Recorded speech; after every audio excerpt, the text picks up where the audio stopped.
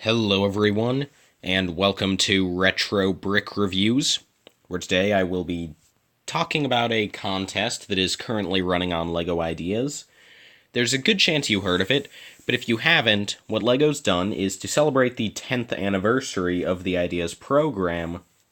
What they've done is they've taken 4 previous Ideas projects that reached 10,000 supporters, but did not make it to final release, and they've placed them back in the review stage for individual voting, where it's different from the standard 10,000 votes process, where whichever set gets the most votes gets to go into production and become an actual set.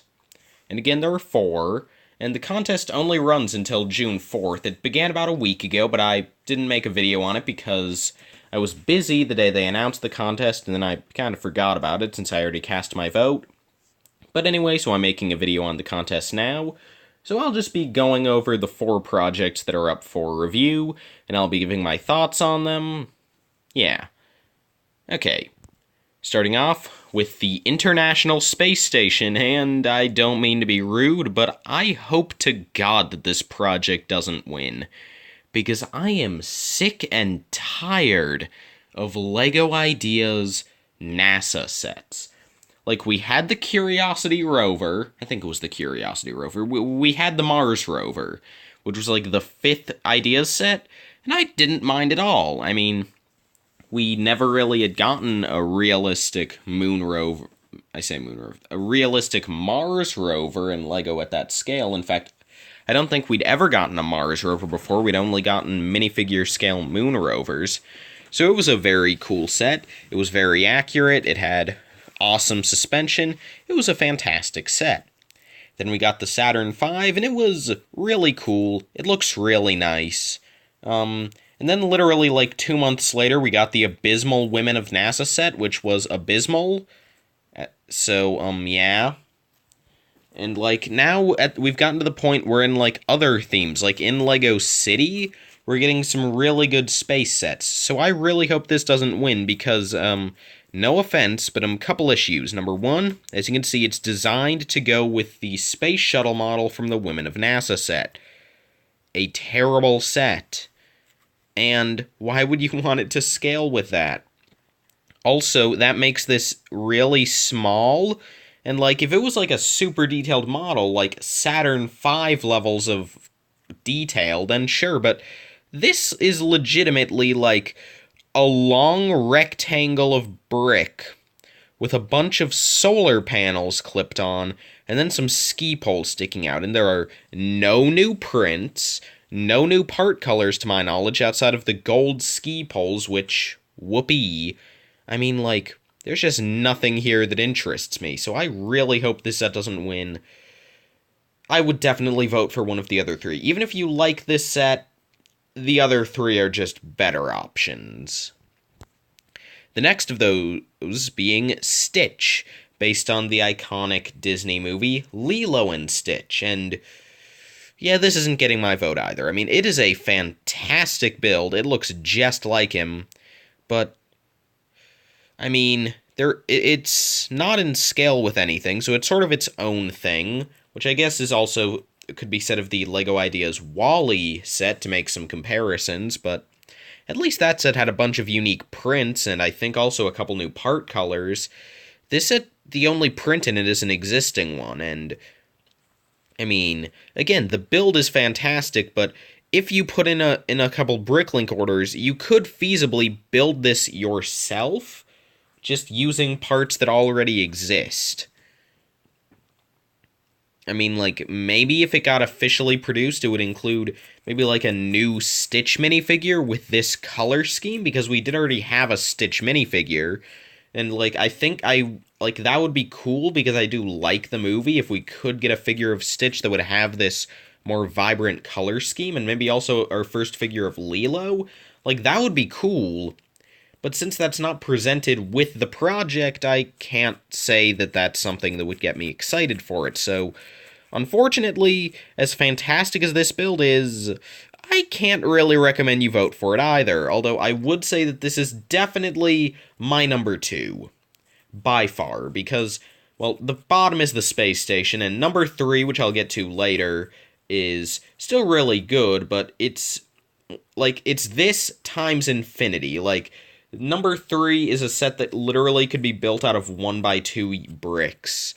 This at least has some relatively uncommon stuff. But anyway, next up is my number 1. And what is my number 1, you ask? The Sega Classic Arcade Machines project, and hoo boy, this is a really good one. First off, with the previous 2, you may have noticed that one of my big things I like to get out of LEGO Ideas sets are new prints, new part colors, and perhaps most importantly, new minifigures. And while none of the other sets in this contest have minifigs or are minifig scale, this set is, which gives it a huge advantage. Also, look at all those prints, which I imagine most of them would probably be stickers, and LEGO would probably just not include some of them in general or find ways to streamline the build to include less of them. But, like, it's still a really cool build, and there are 4 cabinets.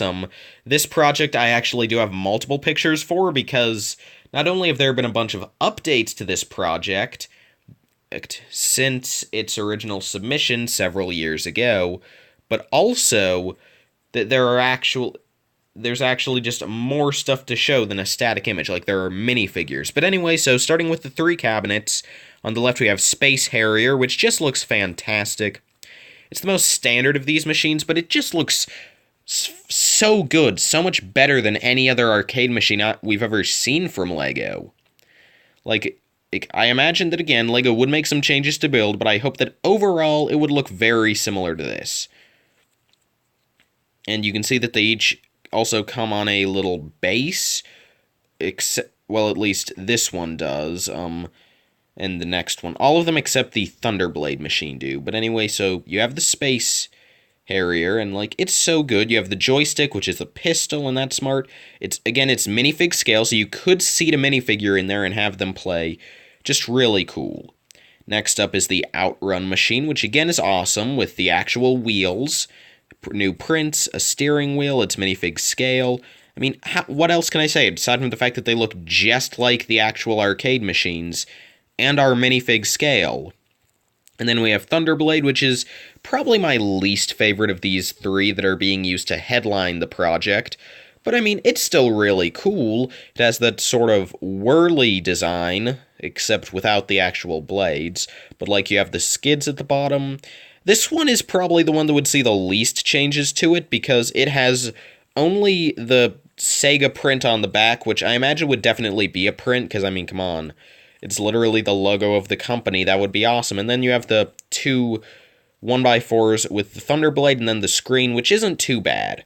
The other 2, though, I would imagine would definitely see some redesigning to greatly minimize the amount of pieces that need to have designs on them.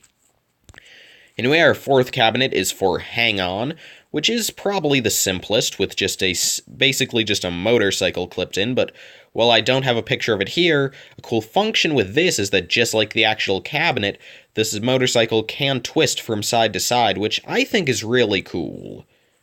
And again, this is a super simple build, but it just looks nice.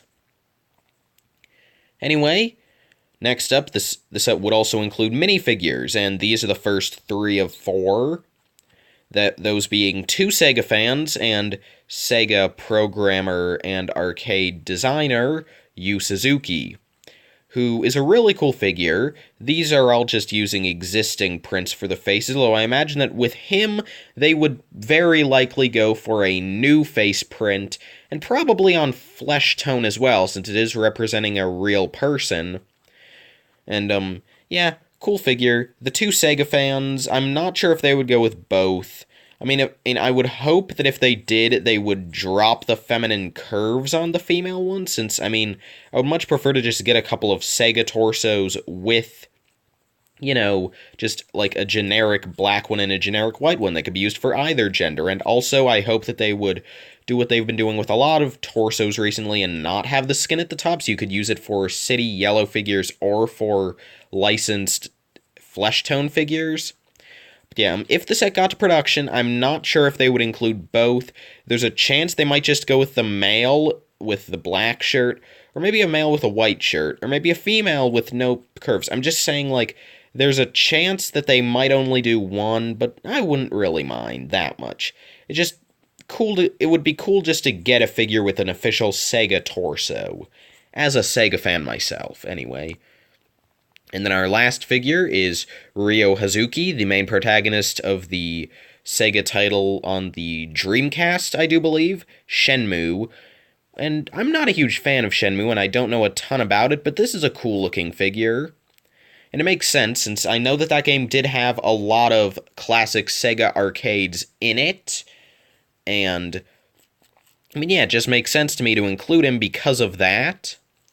And yeah, and as for some other figures they might include in the project, just thinking about that in other builds, I do think it is possible that just because Sega does already have specifically, in addition to this generic Sega arcade license that they probably already gotten if this project is up for renewal, there's also a good chance that they might include a Sonic the Hedgehog-based cabinet, due to that, obviously, Sega already having the license to Sonic, plus an up-and-coming Ideas project based on Sonic Mania that has a very good chance of being approved if it makes it to 10,000, which, I mean, it has like 700 days to do so I can't imagine it won't.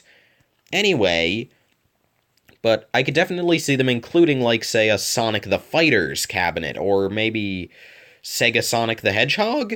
Aside from that, there are definitely also other Sega cabinets they could include. I'm just not thinking of them, because I'm dumb. But, like, obviously, Sega did have a huge hold on the arcade business, so there's a really good chance that we could see more than these 4, or just these 4, or heck, maybe even just these 3 that are in the main image here. Also, for minifigures, I could definitely see them maybe including other Sega executives, and, I mean, again, going with the Sonic thing, since Sonic is, like, the most iconic Sega character by a lot, I could see them maybe doing, like, sort of, I don't know, maybe like a Sonic statue, like you would see in a Sega Joy-Polis arcade or a Sega World. That would be cool. But enough about speculation. I mean, this set already comes with a ton of cool prints, some awesome minifigs. It's definitely what I'm voting for, and it's definitely what I would vote for if I were you, even if you do, again, even if you really like the other builds, this is just objectively, it has the most to it. It would be awesome to get in closing. Anyway, our last build is Small Yellow, which is a sort of small bust recreation of the iconic yellow minifigure. Well, not minifigure, but the brick-built man statue. You've seen this before, you know what it is, and this is a really awesome build, again. But it's literally just built out of a bunch of yellow pieces. And I mean, plus, with all the little plates in it, this set probably would be pretty expensive. Like, this set definitely looks like it would probably be at least, like, 700 pieces. And I don't want to pay $70 for this. Like, if this was, like, a $30 set, then maybe, but it just looks like it has too many pieces to it. Like, just to go with the other sets, they at least all look like they would probably be under $50. Heck, that Sega arcade set looks like it could be $25. This looks like it would have a lot of pieces. And again, it's a really cool design, but, like, there's just nothing unique about it. Like, it would be an awesome thing to have on display, and if it was released, I would probably buy it. But the Sega arcade machine set is just better. It has more stuff to it. This is really, what can you do with this? You can put it on a shelf. There you go. Anyway, so quick recap. Number 4 for me is the International Space Station, and it should be number 4 for you as well.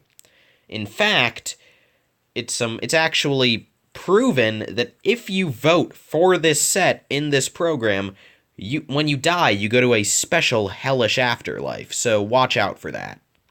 Anyway, number 3 is Stitch, because I lied earlier. This is actually my number 3, because Big Yellow's cool, and I mean no offense to Stitch. He's a cool build. In fact, objectively, he's probably better than Small Yellow.